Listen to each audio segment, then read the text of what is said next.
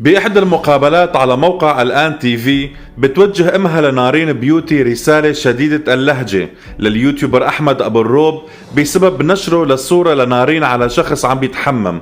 وحسب رأي أمها لنارين بأنه أبو الروب غلط وما اعتذر بالطريقة الصحيحة، والمفروض ما كان يقوم بهيك تصرف لأن بالنهاية بيضلوا الشرقيين وهالشي بضر بسمعتهم. احنا المجتمع الشرقي ما بصير واحد يحط صورة بنت على الشخص بالحمام وعم بتحمم.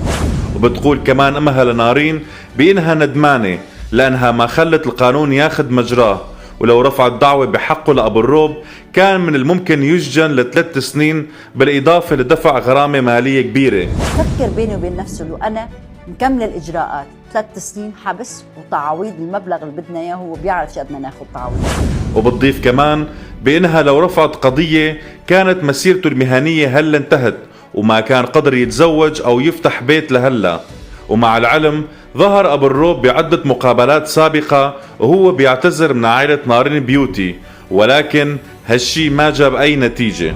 فالفكرة انه هل انا بستاهل العقوبة نفس عقوبة السارق والقاتل والسجن واتبهدل وعارفة هالحكي؟ ما اتوقع بستاهل يعني. صلحت معه؟ لا. برأيكم هل المسامح كريم أم كان من المفروض يرفعوا دعوة بحق أحمد أبو الروب؟ اكتبوا لي تحت بالتعليقات. ولهون بيكون وصلنا لنهاية حلقتنا لليوم. بشوفكم بحلقة جديدة من حقائق مع رامي. سلام.